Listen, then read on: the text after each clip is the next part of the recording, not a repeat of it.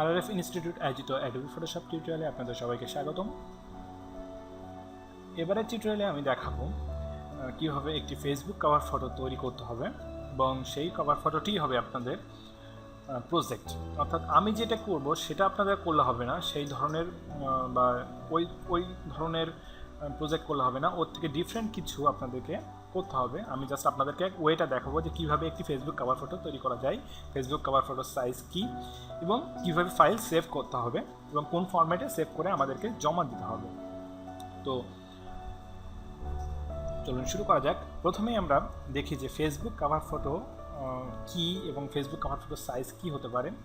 So এখানে দেখেন আমি আবার লিখি ফেসবুক কভার,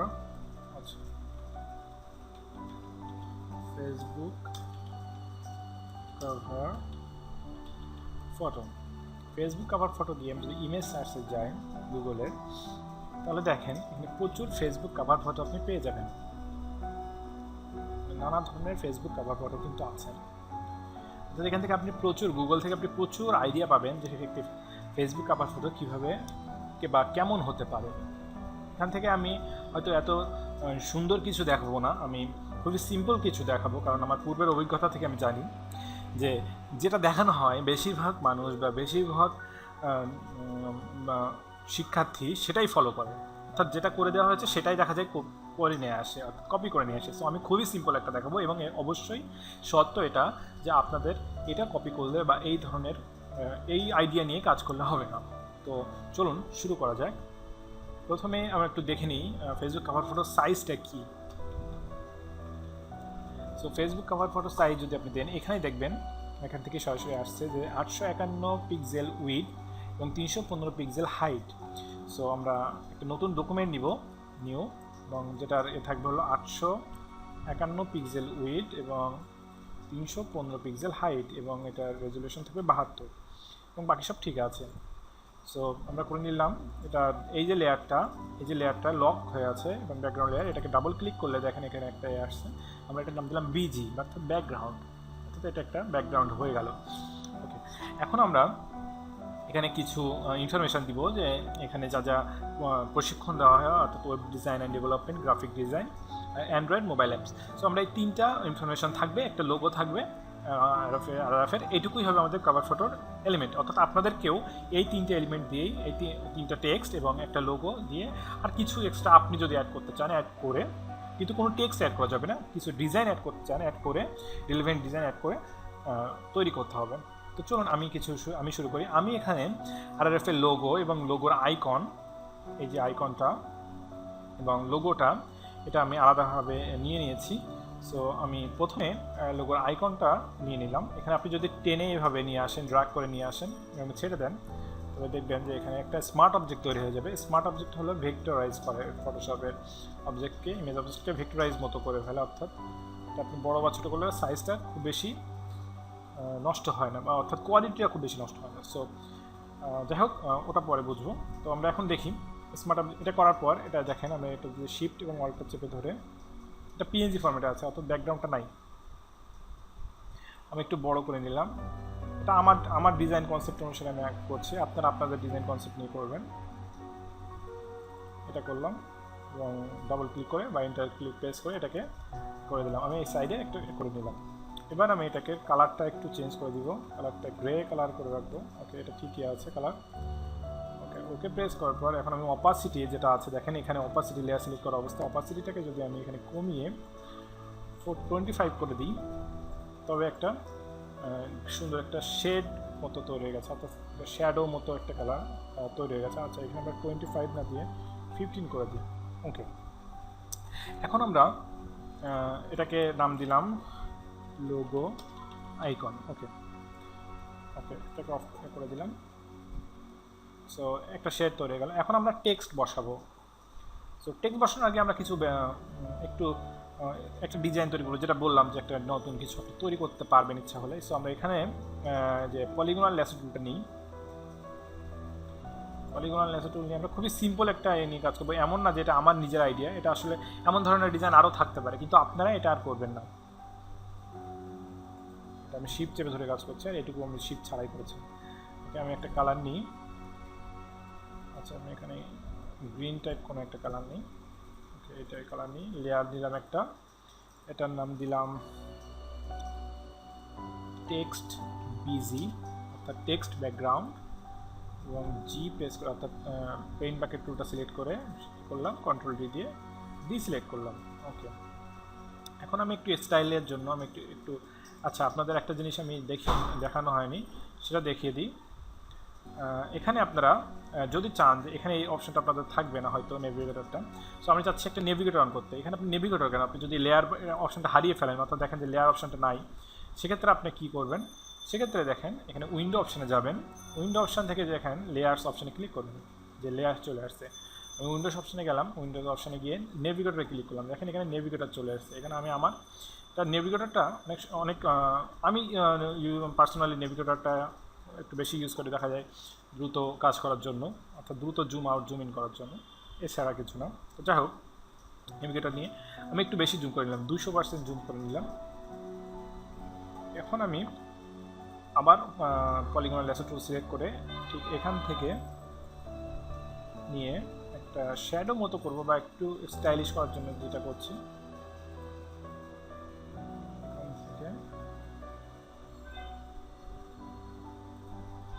ওকে সিলেক্ট করলাম। এখন আমি আরেকটা নতুন লেয়ার নিই এবং এই লেয়ারটা টেক্সট বিজি লেয়ারের নিচে দিই, টেক্সট বিজি DOW অর্থাৎ শ্যাডো, টেক্সট বিজি শ্যাডো অর্থাৎ এই বিজি এটার শ্যাডো একটা করছি। এখন এই যে কালারটা সিলেক্ট করা ছিল এর চেয়ে একটু ডার্ক কালার নিব এবং এটাকে ফিল করে দিলাম, এখন আমি 100% করে দিলাম, দেখেন একটা শ্যাডো মতো তৈরি হয়ে গেছে। ওকে সো এখন আমরা একটা ব্যাকগ্রাউন্ড পেয়ে গেছি টেক্সটের। এখন এর উপরে আমরা যদি একটা টেক্সট দিই তাহলে টেক্সট আমরা চাচ্ছি যে টেক্সটটা হবে, বাট টেক্সটটা একটা নির্দিষ্ট এরিয়া থেকে শুরু হবে। তো আমি চাচ্ছি এখান থেকে 40 পিক্সেল পর টেক্সট শুরু হবে। সো এটা যেহেতু 851, দেখেন 851, সো 851 এটা 851 থেকে আমি চাচ্ছি এটাও 40 পিক্সেল আগে সব কিছু থাকবে, অর্থাৎ এখানে একটা লোগো যখন বসাবো তখন 40 পিক্সেল, এর পাশেও 40 পিক্সেল, বামেও 40 পিক্সেল, ডানেও 40 পিক্সেল, অর্থাৎ 810 বা 811 যেটা করলেই হবে। ওকে এখন আমি টেক্সট বসাবো। তো টেক্সট বসাতে এখানে এতটুকু সিলেক্ট করলাম, আমি একটা ফন্ট নিলাম রোবোটো, আমি এখানে গুগলের রোবোটো ফন্টটা নিচ্ছি। সো এটা নেওয়ার পর এখন আমি সাইজ 24 রাখছি। তো এখন যদি আমি লিখি যে ওয়েব ডিজাইন অ্যান্ড, দেখতে পাচ্ছেন কিছু দেখা যাচ্ছে না, আমি ঠিক করছি এটা, আচ্ছা হয়তো বানান ভুল হয়েছে। ওকে এটা সিলেক্ট করার পর এখন এটা যেহেতু টেক্সট বিজি নিচে আছে তাই দেখা যাচ্ছে না, অর্থাৎ টেক্সট বিজির উপরে তুলে দিলে এটা দেখা যাচ্ছে, দেখা যাবে। ডেভেলপমেন্ট বানানটা একটু ভুল আছে, অনেক কিছু ভুল আছে, আচ্ছা যাই হোক ডিজাইন অ্যান্ড ডেভেলপমেন্ট। ওকে এখন আমরা এটাকে একটু নামিয়ে দিলাম। আপনারা একটা জিনিস খেয়াল করেন কালারের ব্যাপারটা, এখানে যদি আমি অন্য কালার দিতাম অর্থাৎ এখানে যদি আমি ব্ল্যাক টাইপ কালার দিতাম তাহলে দেখা যাচ্ছে অন্যরকম হতো, এখানে যদি আমি রেড টাইপ কালার দিতাম কেমন লাগতো, এখানে আপনাকে এটা চোখে এটা কিন্তু পড়তে অসুবিধা হচ্ছে। সো আপনারা এমন কালার ইউজ করবেন যাতে আমাদের চোখে না লাগে বা মানুষের চোখে না লাগে, অর্থাৎ আপনার যে ভিউয়ার তার চোখে না লাগে, যে দেখছে ডিজাইনটা তার চোখে না লাগে এবং সুন্দরভাবে পড়া যায় বা দেখা যায়। সো এটা দেখেন কত সুন্দরভাবে দেখা যাচ্ছে। সো এটা হলো, এখন আমরা আরেকটা যাচ্ছি। তো আমরা দেখা যাচ্ছে যে এই উপরের ব্যাকগ্রাউন্ড শ্যাডো এবং টেক্সট মিলে একটা জিনিস টোটালটা, আমরা এটাকে গ্রুপ করে ফেলবো, অর্থাৎ এটা কন্ট্রোল বা শিফট চেপে ধরে একটা সিলেক্ট করে শেষেরটা সিলেক্ট করে শিফট চেপে ধরে সিলেক্ট করলে সবগুলো সিলেক্ট হলো, কন্ট্রোল জি দিয়ে একটা করলাম, এটার নাম দিলাম টপ। এখন আমরা এটাকে যদি আমরা চাচ্ছি এটাকে ডুপ্লিকেট করতে, অর্থাৎ একই জিনিস আর একটা করতে, সেক্ষেত্রে আপনি কী করতে পারেন, এই লেয়ারটা সিলেক্ট করা অবস্থায় ওয়াল্টার মুভ টুলটা সিলেক্ট করে ওয়াল্টার প্রেস করবেন, দেখেন দুইটা হয়ে গেছে, দেখেন মাউসটা চেঞ্জটা হয়, মাউসের আকারটা কিন্তু চেঞ্জ হয়ে গেছে, মাউসের আইকনের আকারটা চেঞ্জ হয়ে গেছে। এখন যদি আমি এটাকে শিফট চেপে ধরে নিচের দিকে টান দিই দেখেন ডুপ্লিকেট হয়ে গেছে। এখন আমি কিবোর্ডের অ্যারো বাটনটা দিয়ে এটাকে মুভ করছি, মুভ সিলেক্ট করা আছে এই জন্য কিবোর্ডে অ্যারো বাটন দিয়ে মুভ করছি। এখন এটা টপ হয়ে গেছে, আমরা এটাকে নিচে নামিয়ে দিই, এটার নাম দিই মিডল, যেহেতু আমরা তিনটা দিব তো এটার নাম দিলাম মিডল। এখন আমরা এটাকে কালারটা একটু চেঞ্জ করে দিই। সো টেক্সট বিজি যেটা, এটার কালার চেঞ্জ করে আমরা একটু রেডিশ টাইপ কোনো কালার দিই, ওকে, আচ্ছা তাহলে এটার কালারটাও চেঞ্জ করে আমরা এই কালারের চেয়ে একটু ডার্ক কালার দিব। ওকে, সো এটা হলো, এটার নাম দিলাম গ্রাফিক ডিজাইন। আপনি দেখেন আমাদের এই গাইডটা এখন কি হেল্প করছে, আমরা এইখান থেকেই সুন্দরভাবে বুঝতে পারছি যে আমাদের লাইনটা সুন্দরভাবে, টেক্সটটা সুন্দর জায়গায়, মানে সঠিক জায়গায় আছে। এখন আমরা চাইলে একটা কাজ করতে পারি, এখানে এই যে দুইটা বিজি এবং টেক্সট শ্যাডো, এটা এই দুটাকে মুভ করে একটু সরাই দিতে পারি, কারণ আমরা চাচ্ছি না যে ওটা, সরি, আমরা চাচ্ছি না যে এটা একটু এত বেশি থাকবে, একটু ডিজাইনের বৈচিত্র্য আনার জন্য আমরা একটু করে দিলাম। ওকে, আমরা এখন আর একটা নিব। সো ঠিক একইভাবে ডুপ্লিকেট করলাম, আর এটাকে মুভ করে দিলাম, এটার নাম দিলাম বটম, এটাকে নিচে টেনে দিলাম। খেয়াল করবেন যেন একটা গ্রুপের মধ্যে আরেকটা গ্রুপ ঢুকে না যায়। ওকে, এখন আমরা এটার নাম দিব, আচ্ছা এটাকে আমরা একটু সরিয়ে দিই কারণ এটা একটু বড়ই হবে আমাদের।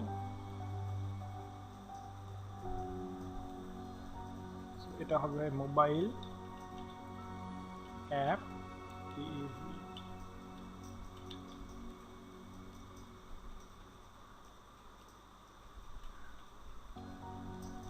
ডেভেলপমেন্ট, মোবাইল অ্যাপ ডেভেলপমেন্ট বা অ্যান্ড্রয়েড অ্যাপ ডেভেলপমেন্ট, যাই হোক আমরা এটা ব্যাপার না, এটা আমরা জাস্ট একটা দিচ্ছি।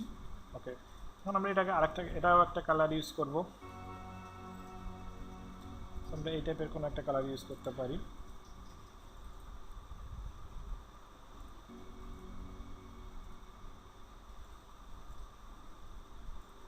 খুবই সিম্পল একটা ডিজাইন করছি, খুবই সিম্পল। সো এই তিনটাকে আমরা এখন সিলেক্ট করলাম, শিফট চেপে ধরে নিলাম, কারণ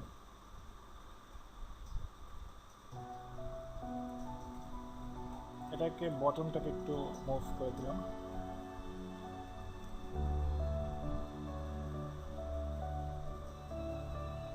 এবার আমরা লোগো দিব, অর্থাৎ এটা হয়তো বা কোনো স্ট্যান্ডার্ড ডিজাইন হচ্ছে না বা ডিজাইন হবেও না, কারণ আমি চাচ্ছি না স্ট্যান্ডার্ড ডিজাইন করতে, কারণ আপনারা এটা আসলে যেটা হয় এটা আসলে আমাদেরই, আমি জানি না কেন হয়, বাট ম্যাক্সিমামই দেখা যাবে এই ডিজাইনটাই ফলো করবেন, কিন্তু আমি চাই না সেটা হোক। আপনারা নিজেদের আইডিয়া থেকে কিছু করার চেষ্টা করেন। দেখেন আমি এটা কেন গাইডটা নিয়েছিলাম, এখন আমি এটাকে এন্টার করে দিলাম।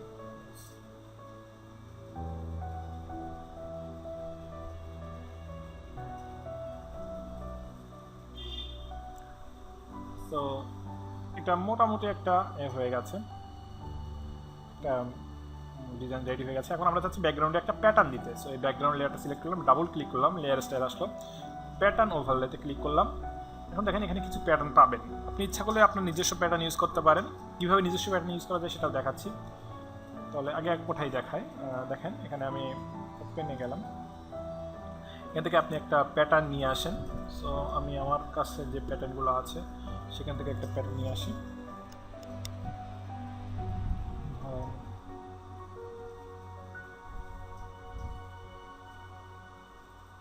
এখানে একটা জিনিসটা আছে, এই ধরেন এটা প্যাটার্ন হিসেবে, এই ইমেজটা আপনি প্যাটার্ন হিসেবে ইউজ করতে পারেন। তো এই ইমেজটা ওপেন করার পর দেখেন, ইমেজটা ওপেন করার পর ওপেন করতে হয় কী করে আপনি নিশ্চয়ই জানেন, ফাইল থেকে ওপেন অপশানে গিয়ে নিয়ে আসতে হয়। সো এখান থেকে এডিট অপশানে গিয়ে ডিফাইন প্যাটার্ন অপশানটা আছে, এডিট অপশান থেকে ডিফাইন প্যাটার্ন, এখানে ক্লিক করলে এখানে আপনি নাম দিতে পারবেন। এখানে এটার আমি নাম দিলাম কি, এখানে হোমস, দ্য 8 হোমস নামে একটা ফাইলটা আছে। সো আমরা এটা 8 হোমস দিই, 80 দিয়ে দিলাম, দিয়ে ওকে প্রেস করলাম। এটা প্যাটার্ন কিন্তু হয়ে গেছে, এটা অফ করে দিলাম। এখন যদি আমি বিজিতে গিয়ে লেয়ার স্টাইলে গিয়ে প্যাটার্ন দিয়ে একদম নিচে যাই, দেখেন এখানে এটা অপশনটা চলে আসছে, দেখেন এই প্যাটার্নটা রেডি হয়ে গেছে। এখন আপনি ইচ্ছে করলে এটাকে ছোটো করে ফেলতে পারেন প্যাটার্নটাকে, আপনি চাইলে ওভারঅলে ওপাসিটিটা কমাই দিতে পারেন, বা আপনি এটাকে যেভাবে ইচ্ছা করতে পারেন। সো আমি একটা করি, দেখেন আমি এখানে কালারফুল একটা প্যাটার্ন আছে, এই কালারফুল প্যাটার্নটাকে আমি ব্ল্যাক অ্যান্ড হোয়াইট প্যাটার্ন করতে পারছি। সো এই যে ব্লেন্ড মোডে গিয়ে আমি লুমিনিসিটি একদম নিচেরটা যেটা আছে, লুমিনিসিটি যেটা আছে এটাতে ক্লিক করার পর এখন এটা সাদা কালো মতো হয়ে গেছে। স্কেলটাকে আমি 100% করে দিই, 100% করার পর অপাসিটিটাকে আমি একেবারেই কমিয়ে দিই, হয়তো 4 বা 3 এই টাইপের কিছু থাকবে। ওকে, জাস্ট একটা হালকা শেড বোঝানোর জন্য। সো এটা করার পর এখন আমরা পেয়ে গেলাম একটা মোটামুটি একটা হয়ে গেল। এটা টেক্সট নিয়ে গ্রুপ করে ফেলি, গ্রুপের ভিতরে গ্রুপ করা যায়। সো এখন আমরা ফাইল সেভ করা কী করে সেটা দেখব। তো আপনি এখান থেকে ফাইল অপশান থেকে যদি সেভে যান, সেভে ক্লিক করেন, দেখেন একটা অপশান চলে আসছে সেভ করার অপশান। সো এটা আমরা সেভ করবো, আমি ডেস্কটপে সেভ করছি। এখানে ডেস্কটপ থেকে আমি দেখেন ফটোশপ থেকে এখানে দেখেন এখানে ফাইল নেম আছে, ফাইল সেভ অ্যাজ টাইপ আছে। সো এখানে নর্মালি সেভ অ্যাজ টাইপটা থাকে ফটোশপ পিএসডি ফরম্যাটে। সো আপনাদেরকে যে ফাইলটা আপনারা তৈরি করবেন সেটা অবশ্যই পিএসডি ফরম্যাটে দিতে হবে এবং সাথে একটা জেপিজি ফরম্যাট দিতে হবে। সো পিএসডি ফরম্যাটে সেভ করতে গেলে আমি যেটা সেভ করি, দেখেন কভার সেভ অপশানে ক্লিক করবেন, এখানে একটা অপশান, এখানে একটা ডায়লগ বক্স দেখাবে, এটা আপনি ওকে প্রেস করবেন। হয়ে গেছে, সেভ হয়ে গেছে। সেভ না থাকলে এখানে একটা স্টার দেখাতো, যদি সেভ অপশানটা আপনার এখানে যদি সেভ না থাকতো এখানে একটা দেখতেন এই ঠিক এই জায়গাটায় একটা স্টার অপশান থাকতো। ওকে, এখন আমি চাচ্ছি এটাকে জেপিজি ফরম্যাটে সেভ করতে। সেক্ষেত্রে কী করতে হবে, সেভ অ্যাজে ক্লিক করতে হবে, ফাইল অপশান থেকে সেভ অ্যাজ। এখান থেকে সেভ অ্যাজ টাইপে ক্লিক করে এখানে জেপিজি এই যে ফরম্যাটটা আছে এই ফরম্যাটটা নেবেন। এখানে কয়েকটা জেপিজি ফরম্যাট আছে। সো আপনারা জেপিজি এই ফরম্যাট, প্রথম ফরম্যাটটা যেটা এটা নেবেন, কভার জেপিজি, এবং ওকে প্রেস করবেন। এখানে দেখেন কোয়ালিটি আছে, কোয়ালিটি 12 করে দেবেন, অর্থাৎ সর্বোচ্চ লাস্ট ফাইলটা করে দেবেন এবং ওকে প্রেস করবেন। এবার আমরা ডেস্কটপে যাই, দেখেন এখানে কিন্তু সেভ হয়ে গেছে কভার, এবং এখানে কভার পিএসডিটাও সেভ হয়ে আছে। সো আপনাদেরকে জেপিজি এবং পিএসডি অবশ্যই দিতে হবে। এবং আপনাদের ডিজাইনের যে সত্যটা আছে সেটা হলো আপনাদেরকে অবশ্যই, যদি ডিজাইনটা পরিপূর্ণ হবে তখনই যদি আপনার সবগুলো লেয়ার আলাদা আলাদা থাকে, অর্থাৎ প্রত্যেকটা লেয়ারে আপনার যখন কন্ট্রোল করা সম্ভব হবে তখনই সেই ডিজাইনটা পরিপূর্ণ হবে। সো আপনাদের প্রত্যেকটা লেয়ার যাতে আলাদা থাকে কিনা, প্রত্যেকটা লেয়ার আলাদা আছে কিনা এটা অবশ্যই খেয়াল রাখতে হবে। এবং অবশ্যই এই প্যাটার্ন, এটা যদিও এটা খুবই সিম্পল প্যাটার্ন, কিন্তু এই প্যাটার্নটি ইউজ করা যাবে না।